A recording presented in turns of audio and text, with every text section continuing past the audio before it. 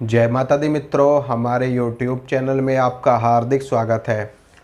अब मैं आपको एक स्तोत्र बताने वाला हूँ और इसके बारे में आपने सुना भी होगा, पर लेकिन शायद आपने इसको सिद्ध नहीं किया होगा या फिर इसकी सिद्धि का विधान आपको नहीं बताया होगा। किसी ने बताया भी होगा तो, लेकिन जो मैं विधान आपको बताने वाला हूँ, मेरा विधान अलग होता है। तो सुनिए कैसे करना है इसको सिद्ध। तो जिस स्तोत्र की मैं बात करने वाला हूँ वो है राम रक्षा स्तोत्र। राम रक्षा स्तोत्र बहुत ही शक्तिशाली स्तोत्र है। इस स्तोत्र में आपके शरीर की सुरक्षा की जाती है भगवान राम के द्वारा, उनके स्वरूपों के द्वारा और उनके दूतों के द्वारा, उनके सेवकों के द्वारा, उनकी शक्तियों के द्वारा। राम रक्षा स्तोत्र को अगर आप सिद्ध कर लेते हो, सिद्ध करने के बाद में अगर आप इसका प्रयोग करते हो अपनी साधना से पहले, मान लीजिए आप किसी उग्र शक्ति की साधना कर रहे हो या फिर आप किसी निर्जन स्थान में बैठ कर के साधना कर रहे हो जहाँ पर आपको इस चीज़ का भय है कि कोई शक्ति हमें नुकसान ना पहुँचा दे या कोई जीव जंतु हमें नुकसान ना पहुँचा दे, तो ऐसे में आप राम रक्षा स्तोत्र का पाठ करने के बाद में अगर आप अपनी साधना करते हो तो आपको इससे प्रोटेक्शन मिलती है, आपको इससे सुरक्षा मिलती है।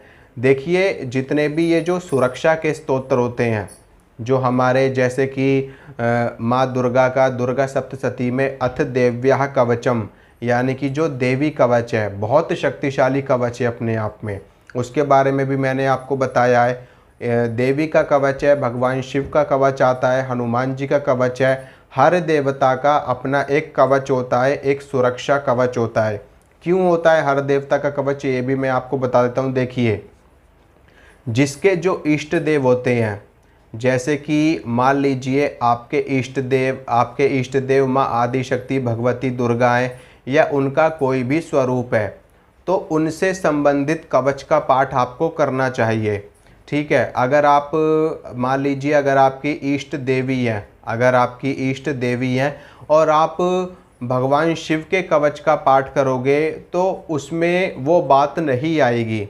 ठीक है, अपने जो आराध्य देव होते हैं, अपने जो इष्ट देव होते हैं, जिनके अंदर हमारी आस्था सबसे ज़्यादा होती है या जिनकी पूजा हम सबसे ज़्यादा करते हैं, जिसके ऊपर हमारा ट्रस्ट सबसे ज़्यादा होता है, जिसके प्रति हमारी श्रद्धा, हमारा विश्वास सबसे ज़्यादा होता है, हमें उन्हीं के कवच को सिद्ध करना चाहिए, उन्हीं के कवच का पाठ करना चाहिए, उन्हीं से संबंधित चीज़ों का हमें पाठ भी करना चाहिए। अलग अलग देवी देवताओं की शरण में जाने से हमें कभी भी किसी की भी कृपा प्राप्त नहीं होती। ठीक है, अगर आप दो नाव में पैर रखोगे तो आपको डूबने से कोई भी नहीं रोक सकता। इसलिए हमेशा एक नाव में आपको बैठ कर के यात्रा करनी चाहिए। तो आप जिनको भी मानते हैं, चाहे भगवान राम को आप मानते हो, चाहे भगवान शिव को आप मानते हो, चाहे आप माँ भगवती दुर्गा को मानते हो, चाहे माता काली को मानते हो, चाहे भगवान भैरव को मानते हो, विष्णु जी को मानते हो, जिनको भी आप मानते हो, उन्हीं से संबंधित मंत्र का जप आपको करना चाहिए, उन्हीं से संबंधित कवच को आपको सिद्ध करना चाहिए, उन्हीं से संबंधित स्तोत्र का आपको पाठ करना चाहिए, उन्हीं से संबंधित अष्टोत्तर शतनामावली का पाठ आपको करना चाहिए, उन्हीं से संबंधित सहस्त्र नाम का पाठ आपको करना चाहिए। और अगर आपको कोई भी चीज़ मांगनी है, अगर आपको कोई भी चीज़ मांगनी है तो उन्हीं से ही आपको मांगना है। और भोग प्रसाद, अपनी पूजा पाठ, अपनी भक्ति श्रद्धा, सब कुछ आपको उन्हीं के चरणों में समर्पित करना भी है। ठीक है, यानी कि अगर आप कुछ करोगे तो उन्हीं के निमित्त आपको करना है और कुछ मांगोगे भी तो भी आपको उन्हीं से मांगना है। ठीक है, जिस प्रकार से आप अपने माता पिता की सेवा करते हो और अपने माता पिता की सेवा करते हो और अगर आपको कुछ चाहिए होता है तो आप अपने माता पिता से ही मांगते हो। ऐसा तो नहीं है कि आप अपने माता पिता की सेवा कर रहे हो और जब आपको कुछ चाहिए तो आप दूसरों के माता पिता से जा कर के मांग रहे हो, ऐसा कोई भी नहीं करता। तो इसीलिए हमेशा अपने इष्ट की ही सेवा करनी चाहिए और अपने इष्ट से ही हमें मांगना भी चाहिए। तो भगवान राम जिनके इष्ट हैं उनके लिए राम रक्षा जो स्तोत्र है वो बहुत ही अच्छा स्तोत्र है सुरक्षा की दृष्टि से। सुरक्षा, देखिए आज के समय में सुरक्षा बहुत ही ज़्यादा ज़रूरी है हर व्यक्ति के लिए। और सुरक्षा सिर्फ शत्रुओं से सुरक्षा की बात नहीं हो रही या फिर जो दुष्ट आत्माएं होती है उनसे सुरक्षा की बात नहीं हो रही। हर चीज़ से सुरक्षा होनी ज़रूरी है। अगर आपके शरीर की सुरक्षा नहीं होगी तो रोग आपके ऊपर हावी हो जाएंगे। ठीक है, किसी भी बीमारी से लड़ने के लिए हमारे शरीर की रोग प्रतिरोधक क्षमता अच्छी होनी चाहिए, तभी आपके शरीर की सुरक्षा होगी रोगों से। तो यहाँ पर भी आपको सुरक्षा की ज़रूरत है। आपको अपने शत्रुओं से भी सुरक्षा की ज़रूरत है, आपको भूत प्रेतों से भी सुरक्षा की ज़रूरत है, आपको जीव जंतुओं से भी सुरक्षा की ज़रूरत है, आपको जो आपके छिपे हुए शत्रु हैं उनसे भी सुरक्षा की ज़रूरत है। तो ये जो राम रक्षा स्तोत्र है ये हर प्रकार की प्रोटेक्शन आपको प्रदान करता है, हर प्रकार की सुरक्षा आपको प्रदान करता है। ठीक है, और अगर आप इसको सिद्ध कर लेते हैं तो सोने पे सुहागे वाली बात है। और सिद्ध करने के बाद में तो ये इतना अच्छा काम करता है ना कि आप खुद भी हैरान रह जाओगे इसकी शक्ति को देख करके। बस इसको सिद्ध कैसे करना है वो विधान में आपको बताता हूँ। और सिद्ध करने के बाद में इसका सिर्फ और सिर्फ एक पाठ आपको नियमित रूप से अपनी पूजा से पहले करना है। यानी कि जब आप स्नान करने के बाद में शुद्ध वस्त्र धारण करोगे और वस्त्र धारण करने के बाद में जब आप अपने पूजा घर में जा कर के पूजा स्टार्ट करोगे धूप दीप जला करके, तो आपको अपने कवच का पाठ करना है जो आपने सिद्ध किया है, यानी कि ये राम रक्षा स्तोत्र का पाठ करना है। उसके बाद में आपको अपनी आगे की पूजा आराधना शुरू कर देनी है। ठीक है, तो इसको सिद्ध करने के लिए ये जो नवरात्रि का समय चल रहा है ये बहुत ही उत्तम है। नवरात्रि में आप इसको सिद्ध कर सकते हो और मात्र 11 दिनों में आपका ये कवच, ये स्तोत्र सिद्ध हो जाएगा। राम रक्षा स्तोत्र आपका मात्र 11 दिन में सिद्ध हो जाएगा। अगर आप इसको नवरात्रि के पहले दिन से करते तो ये आपका दशमी तक, यानी कि दशहरे तक आपका सिद्ध हो जाता पूरा। दशमी के दिन में आप इसका हवन कर देते, आप इसका यज्ञ कर देते तो इसकी पूर्ण सिद्धि आपको मिल जाती। लेकिन अभी भी अगर आप इसको शुरू करते हो नवरात्रि में, चाहे आप अष्टमी को करो, चाहे आप नवमी को करो, चाहे आप अभी कल से कर दो, चाहे परसों से कर दो, नवरात्रों में आपको इसको शुरू करना है और 11 दिनों तक कंटिन्यू आपको इसको करना है। ठीक है, 11 दिनों तक कंटिन्यू करना है। जिस भी दिन से आप शुरू करोगे उस दिन से लेकर के 11 दिनों तक कंटिन्यू इसको आपको पढ़ना है, क्योंकि ये वैसे भी शुक्ल पक्ष का समय चल रहा है। तो शुक्ल पक्ष में आप इसको सिद्ध कर लोगे तो बहुत ही ज़्यादा अच्छा आपके लिए रहेगा। नहीं तो फिर आप इसको सीधा दीपावली पर सिद्ध करना। अब या तो इसमें कर लो नवरात्रों में, नहीं तो फिर सीधा दीपावली पे। तो इसके आपको रोज के 11 पाठ करने हैं, राम रक्षा स्तोत्र के रोज के 11 पाठ करने हैं 11 दिनों तक।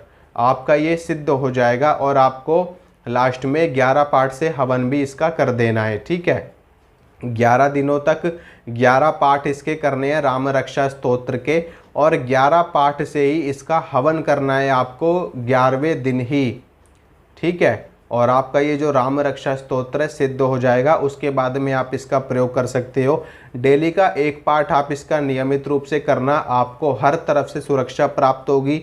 चाहे वो आपके शत्रु हों, चाहे वो जीव जंतु हों, चाहे वो बीमारी हो, रोग हो, या फिर कोई भूत प्रेत ऊपरी बाधा हो, तंत्र बाधा हो, चुड़ैल डाकिनी शाकिनी की कोई समस्या हो, हर चीज़ में ये आपकी प्रोटेक्शन करेगा।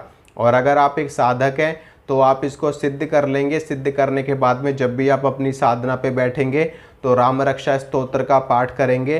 पाठ करने के बाद में जल के छींटे अपने ऊपर मारेंगे और उसके बाद में आप अपनी साधना शुरू करिए। फिर देखिए कैसे आपकी सुरक्षा होती है।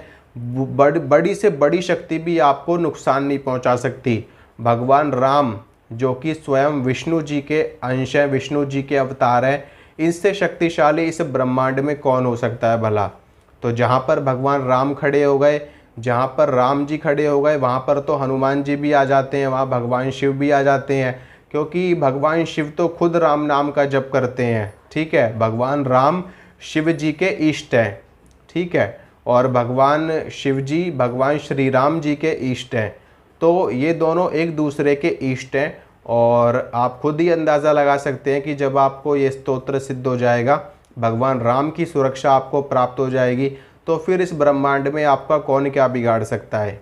ठीक है मित्रों, तो आप इसको सिद्ध करिए। सिद्ध करने का वही विधान है, शुद्ध जल से आपको स्नान करना है। शुद्ध जल से स्नान करने के बाद में शुद्ध वस्त्र धारण करने हैं, शुद्ध वस्त्र धारण करने के बाद में अपने पूजा घर में आना है। वहाँ पर आपको 3 बार आचमन करना है। ओम केशवाय नमः, ओम माधवाय नमः, ओम गोविंदाय नमः। उसके बाद में ओम ऋषिकेशाय नमः बोल करके आपको अपना हाथ धो लेना है, हस्त प्रक्षालन कर लेना है।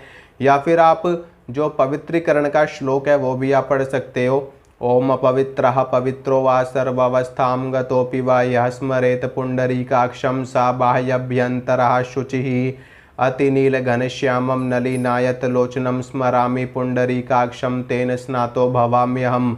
इस श्लोक को पढ़ करके अपने ऊपर और अपने पूजा घर में आपको गंगा जल के छींटे मारने होते हैं, इससे शुद्धिकरण हो जाता है। इसके बाद में आचमन किया जाता है, फिर तिलक लगाया जाता है। तिलक लगाने के बाद में धूप दीप जला करके आप राम रक्षा स्तोत्र का पाठ करेंगे, 11 पाठ करेंगे। उसके बाद में अपने पाठ को भगवान श्री राम को अर्पित कर देंगे। पाठ करने के बाद में भगवान श्री राम को भोग प्रसाद अवश्य चढ़ाएंगे। भोग प्रसाद चढ़ाने के बाद में भोग प्रसाद का वितरण करेंगे सभी लोगों में। थोड़ा सा प्रसाद स्वयं भी ग्रहण करेंगे और फिर अगले दिन इसी तरीके से आपको पूजा करनी है। इसी प्रकार से 11 दिन करिए, राम रक्षा स्तोत्र आपका सिद्ध हो जाएगा और इसका फल आपको प्राप्त होना शुरू हो जाएगा। ठीक है मित्रों, मिलूंगा आपसे अब अगली वीडियो में। तब तक के लिए जय माता रानी की। अपना ख्याल रखिए, अपने परिवार का ख्याल रखिए। माता रानी आप सभी का मंगल करे, आप सभी का कल्याण करे। जय माता दी।